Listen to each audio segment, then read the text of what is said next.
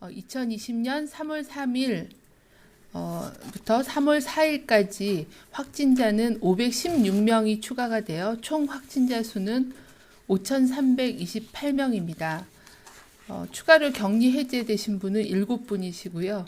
오늘 또 격리 해제되시는 분들이 많이 있습니다. 격리 해제되신 분들 통계는 집계해서 내일 그 통계 자료로 말씀을 드리도록 하겠습니다. 어제 추가로 사망하신 분이 4분이 더 계셨습니다. 전국적으로 약 65.6%는 집단 발생과 연관이 된 사례로 확인하고 있습니다. 기타 산발적인 발생 사례 또는 조사 분류 중인 사례가 약 34.4%입니다. 하지만 아직 조사가 진행 중이어서 이쪽에 이제 많은 부분이 포함이 되었지만 조사가 지금 지자체에서 많이 진행이 되고 있어서 어느 정도 감염 원이나 감염 경로가 확인이 되면 집단 발병 사례별로 통계가 좀 더 보완이 될 예정에 있습니다. 서울 지역은 성동구 소재의 주상복합 건물 관련해서 현재까지 12명의 확진 환자가 발생하였으며 감염 경로 및 접촉자에 대한 조사는 진행 중입니다. 부산 지역에서는 온천교회를 중심으로 조사가 진행 중입니다. 현재까지는 33명의 확진 환자가 확인되었고 확진 환자가 방문한 장소 및 접촉자에 대한 조사는 진행 중에 있습니다. 대구 지역에서는 주로 신천지 대구교회 관련돼서 발생한 것이 64.5%로 가장 많고 신천지 신도들에 대한 접촉자 조사 과정에서 집단시설, 의료기관 등을 중심으로 발생을 추가로 확인하여 조치 중에 있습니다. 참고로 그 신천지 신도 관련돼서 의료기관에서 확인된 그런 집단 발병이 22건 정도 확인이 됐는데 그 중에 한 18건 정도는 신천지 신도하고 관련돼서 유행이 시작된 걸로 추정하고 지속적인 조사가 진행 중에 있습니다. 경기에서는 수원시 영통구 소재의 교회에서 확진 환자 6명을 확인하였습니다. 조사 결과 2월 16일 신천지 과천교회의 종교행사에 참석했던 확진 환자가 용인시 소재 회사에서 교육을 실시하였고 당시 확진자가 진행하였던 그 교회 교육에 참석했던 직원 4명이 확진되었고 그 중에 1명이 2월 23일 생명샘 교회 예배에 참석하여 교회 내 전파가 발생한 것으로 추정하고 있습니다. 이에 따라서 2월 23일 예배에 참석한 신도 등에 대한 조사가 진행 중에 있습니다. 충남 지역에서는 천안시 운동시설을 중심으로 총 7개 운동시설 관련 80명의 확진 환자를 확인하였습니다. 현재 확진 환자가 방문한 장소 및 접촉자에 대한 조사는 계속 진행 중에 있습니다. 경북에서는 신천지 대구교회의 교인 관련된 발생이 가장 많고요. 그 밖에 청도 대남병원, 성지 순례단, 칠곡 미랄사랑의 집, 경산 서리 요양원, 김천 소년교도소 등등에서 접촉자 조사와 검사 등 적극적인 조사를 통해 집단 발생과 환자들을 계속 확인하여 조치하고 있습니다. 중앙방역대책본부는 개인위생 수칙 준수 및 사회적 거리 두기를 실천할 것을 당부드립니다. 계속 반복해서 말씀드리고 있는 개인위생 수칙입니다. 흐르는 물에 비누로 손 씻기, 기침할 때는 옷소매로 입과 코를 가리고 기침하기 등의 기본 예방 수칙을 지키는 것이 무엇보다도 중요합니다. 가능한 모든 모임과 외출을 자제할 것을 당부드립니다. 특히 발열이나 호흡기 증상이 있는 사람과의 접촉을 피하고 특히 닫힌 공간, 밀폐된 공간에서 많은 사람들이 모이는 장소나 종교 행사 등의 단체 행사에 방문하는 것을 자제할 것을 당부드립니다. 또한 각 기관이나 기업 등에서는 온라인 근무, 재택근무들을 적극 실시할 것을 공고드립니다. 집 안에 머물 때에는 충분한 휴식, 적절한 운동, 균형 잡힌 식생활, 감염병 예방 개인 수칙 준수, 그리고 주기적인 환기를 실천해 줄 것을 당부드립니다. 많은 전문가들께서 환기의 중요성을 강조하고 계십니다. 이거는 앞에서의 집단 발병 사례에서 밀폐된 공간에서의 장시간 노출이 추가적인 그런 감염을 일으킨다라는 그런 점들을 저희가 많은 사례에서 보았고 집에 있을 때도 적절한 환기가 굉장히 중요하다는 걸 당부드립니다. 발열이나 호흡기 증상이 나타난 사람은 등교나 출근을 하지 않고 외출을 자제하며 집에서 충분한 휴식을 취하면서 3, 4일 정도 경과를 관찰하는 것을 권고드립니다. 또한 의심 증상이 있는 경우에는 의료기관 방문하기 전에 1339 콜센터나 보건소에 문의하시고 진료받으실 것을 권고드립니다.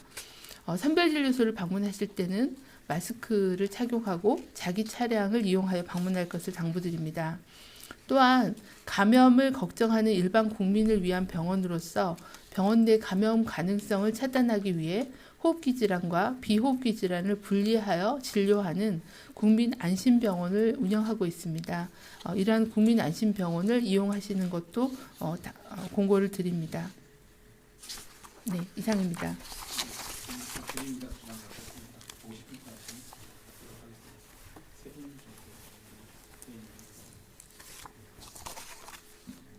JTBC 대항진입니다.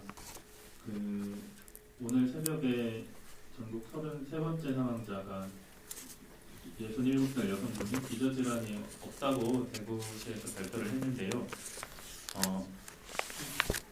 어떻게 방역당국에서는 이 사례를 좀 보고 계시는지, 이분이 뭐 예를 들어서 발병일에 비해서 진단이 좀 늦었다거나 뭐 이런 것이었는 건지 파악하고 계신 게 있으시면 공유 부탁드리고요. 그리고 확진 후 사망 사례가 계속 잇따르고 있는데 이게 진단 검사가 좀 늦어져서 그렇다고 보시고 계신 것인지 부탁을 드리겠습니다. 그리고 마지막으로 한 가지만 더 여쭈면요. 오전에 중대본 브리핑에서 대구 지역에서 신천지 무증상 신도보다 고위험군 일반 시민 검사를 우선하겠다 원칙을 발표를 해주셨었는데, 원래는 발표를 해주셨었는데 오전 브리핑에서는 3월 8일까지는 무증상자 검사를 계속하겠다고 했는데 이게 그 원칙과 좀 배치되는 게 아닌지 여쭙습니다. 네, 사망자 정보는 제가 지금 갖고 있지 않아서 조금 팀장님께서 확인해서 이따 말씀해 주시고요. 그리고 최근에 대구 지역에서 특히 고령자이신 70세, 80세 이상인 그런 고령 어르신들께서 굉장히 급속한 악화, 폐렴이나 아니면 호흡곤란 등의 그런 증상이 악화돼서 응급실이나 아니면은 이제 이런 긴급한 그런 응급진료를 통해서 진단되고 또 사망되는 그런 사례들이 꽤 많이 보고가 됐습니다. 그래서 저희도 이런 고령자, 특히 고위험군인 고령자이면서 만성질환이 있으신 그런 어르신들을 어떻게 하면 조기에 좀 더 인지하고 또 신속하게 검사를 받고 그리고 어떻게 하면 적절하게 치료 시스템까지를 시간의 지체가 없이 이어서 이런 사망을 예방할 건가에 대한 게 저희 방역 대책 중에 가장 핵심적인 내용입니다. 그래서 그런 사망자들에 대한 내용에 대한 분석을 하고 있습니다.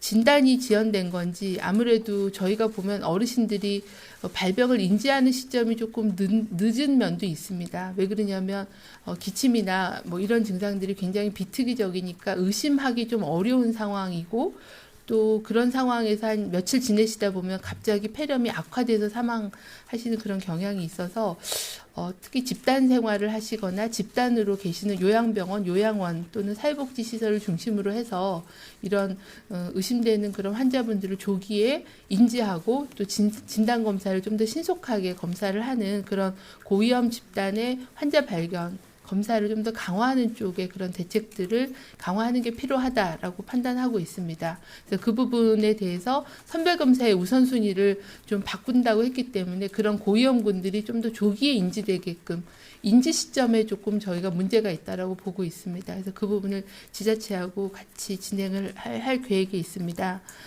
그리고 검사 진단 지연이라는 거는 일단 발병한 후 의심해서 검사를 받으러 오셔야 되는 그 과정이 있고 그 다음에는 검사를 했는데 결과가 얼마나 빨리 나오느냐인데 그거는 하루 이틀 정도면 검사는 나오긴 합니다. 근데 병원에까지 오시기 또 의심하는 그 단계에 좀 문제가 있지 않나라는 판단을 하고 있어서 그분에 대한 개선 방안을 만들고 있습니다.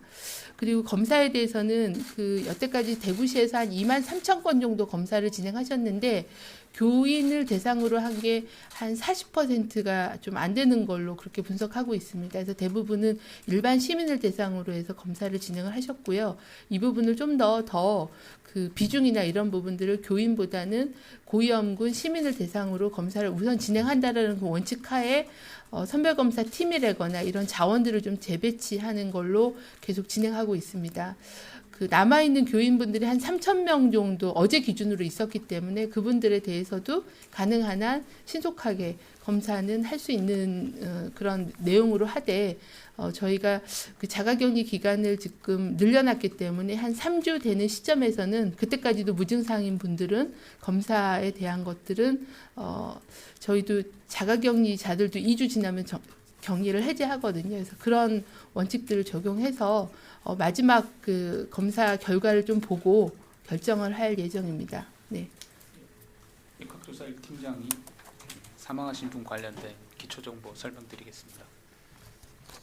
네, 오늘 보고된 그 33번째 사망하신 분에 대해서 간략하게 설명드리겠습니다. 먼저 이분은 여성분이시고 만 67세 분이십니다. 기침이나 오한 증상으로 진료를 받으시고 검사를 시행해서 확진된 이후에 입원하여 치료를 칠곡 경북대병원에서 치료를 받으셨는데 이번 경과가 그 치료 경과가 그렇게 좋지 못해서 폐렴으로 사망하신 분으로 일단 확인이 되고 있고요. 다른 기저질환은 확인되고 있지는 않지만 일단 67세로 고령이라는 점 말씀드릴 수 있겠습니다.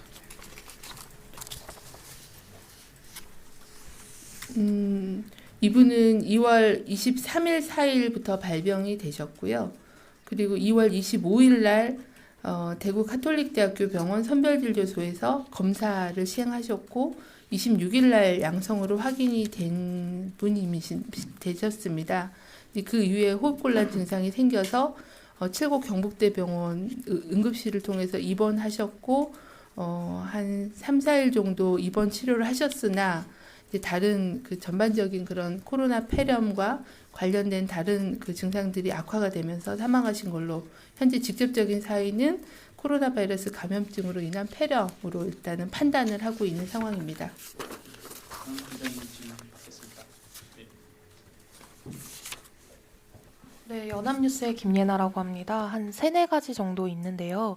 지금 대구에서 계속해서 병상 문제가 이제 불거졌고 이번 대기 문제 불거졌는데 이번 대기 상황이 발생한 후에 지금까지 평균적으로 방역당국이 파악하시기에는 이번에 통상적으로 뭐 며칠 또는 얼마나 시간이 어느 정도 걸리는지 즉 확진 판정을 받고 입원을 할 때까지 어느 정도 걸리는지 이야기 부탁드리고요. 그리고 지금 신천지 교인 관련해서 아까 3주를 이야기를 해주셨는데 언제를 기점으로 왜 3주를 해서 3월 8일이 되는지 좀 구체적으로 부탁드립니다.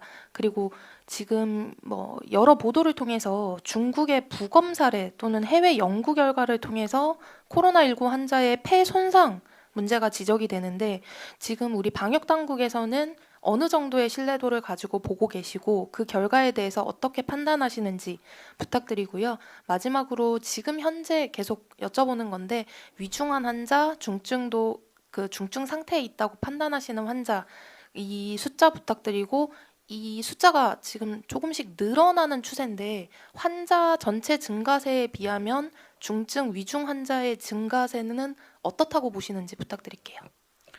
네, 그 대구시 지역인 경우에는 저희가 신천지 교회라는 그런 특수한 그런 밀폐된 공간에서의 노출로 굉장히 대량의 환자분들이 집단으로 폭로가 되셨고 또 저희가 신속하게 검사를 진행을 했으나 9,000명이라는 그런 숫자가 상당히 많았습니다. 그래서 격리는 일단 먼저 하되 순차적으로 검사와 입원과 이런 걸 진행하다 보니까 입원해서 병상으로 가시기까지는 시간이 상당히 소요가 됐다라고 보고 있습니다. 그 전에 저희가 30번 환자분까지는 의심 단계에서부터도 이제 병상으로 이송해서 진단을 하였으나 그런 대량의 그 노출자로 인한 그런 상황이 있었다는 걸 말씀드리고 얼마 정도가 걸렸는지에 대한 정보를 저희가 디테일하게 그렇게 분석해서 갖고 있지는 않습니다. 그거는 아마 어느 정도 이 급한 상황들이 좀 정리가 되고 차후에 좀 데이터를 정리를 하면서 평가를 하면서 좀 소요 기간 어떤 부분들 또 중증도에 따라서 얼마나 많은 부분들이 지연이 됐느냐 그런 걸 봐야 될 것 같고요. 이제 그나마 그래도 저희가 생각하는 거는 중증 환자분이나 아니면 이런 고위험군들은 우선 입원을 시켰기 때문에 대부분의 무증상 내지는 경증 환자분들의 대기 기간은 상당히 있었다라고 판단하고 있습니다. 그 부분은 중증도에 따른 대기 기간 그게 어떤 문제였는지는 평가를 하고 대책들을 추후에 점검을 할 계획입니다. 3월 8일 3주라고 잡은 거는 저희가 2월 16일 날 이제 예배가 있었고 그때가 이제 좀 큰 마지막 폭로 내지는 그러니까 중점적인 그런 폭로의 시점이라고 보고 그걸 기준으로 해서 일단 기간은 설정하고 있고요. 개인별로 격리된 기간들이 조금씩 다릅니다. 그래서 하루 이틀 정도의 차이들은 있을 수는 있고요. 저희가 그 확진 환자의 퇴원 기준, 격리 해제 기준을 칠판 지침에서 말씀을 드렸습니다. 그래서 퇴원은 임상 증상이 호전되면 그냥 퇴원이고 격리 해제는 발병일로부터 21일, 3주간 지나면은 바이러스의 연구 결과 대부분의 바이러스가 소실된다라는 그런 기준을 가지고서 검사 없이 21일이 지나면 격리 해제하는 걸로 기준을 바꾼 바가 있습니다. 그래서 그 기준을 일반적으로 확진 환자라 하더라도 3주 정도면은 발병일 기준으로 하는데 이분들은 발병일이 없는 무증상이시기 때문에 일단은 격리된 날 기준으로 3주를 일단은 잡고 있고 그 부분은 남은 기간 동안의 검사 진행 상황을 보고 좀 더 판단해 볼 여지가 있습니다. 중국의 부검이나 연구 결과는 아무래도 우리나라보다는 초창기에 사망 그 사례가 많았고 여러 가지 이제 다양한 연구들이 진행이 됐기 때문에 가장 많은 환자를 본 중국의 연구 결과는 어느 정도 저희는 연구자들의 연구 결과들은 신뢰하고 그런 것들을 많이 참고하고 있는 상황입니다. 위중 환자의 숫자는 조금 이따 팀장님 말씀해 주시고 치명률에 대해서는 저희가 연령별 치명률을 말씀을 드렸습니다.